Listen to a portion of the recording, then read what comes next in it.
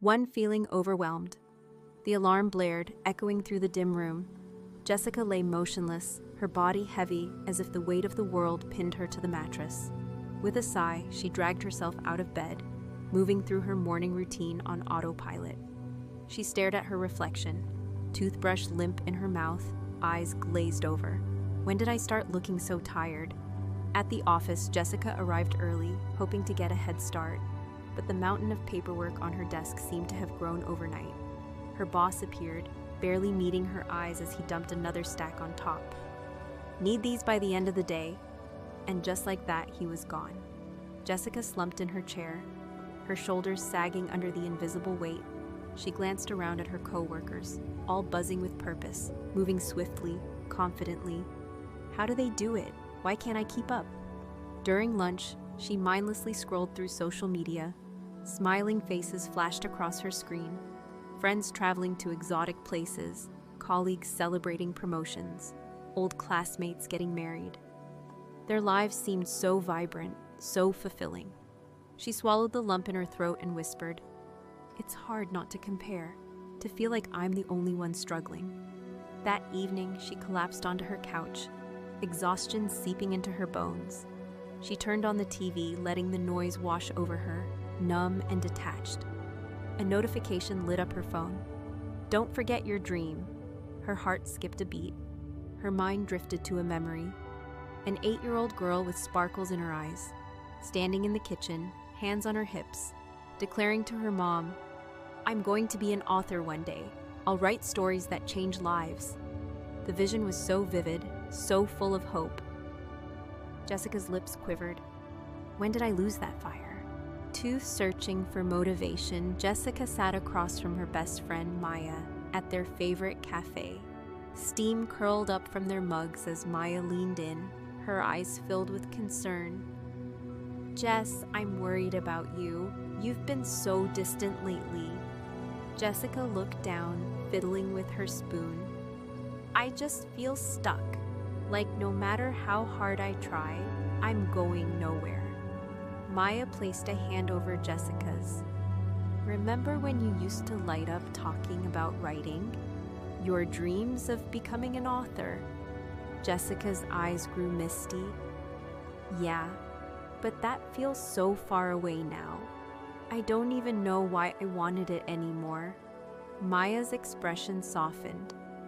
"Why did you want to write, Jess? Not for success or fame, but deep down, why?"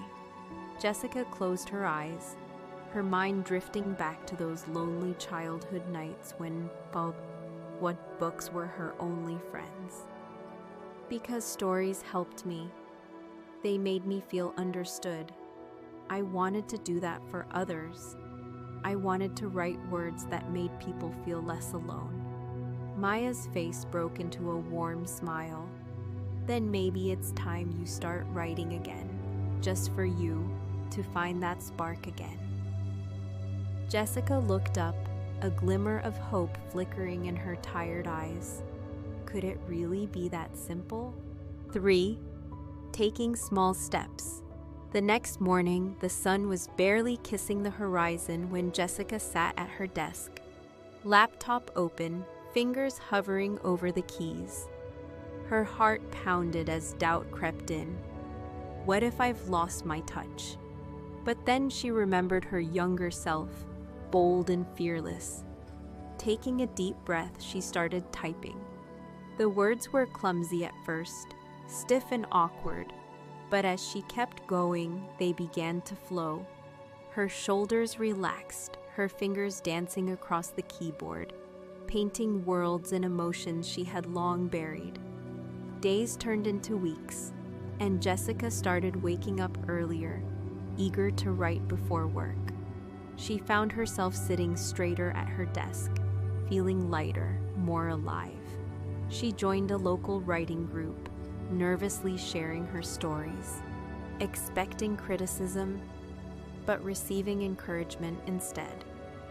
She began jogging in the park, her lungs burning, heart racing, not from stress, but from vitality. She was reclaiming herself, piece by piece. 4.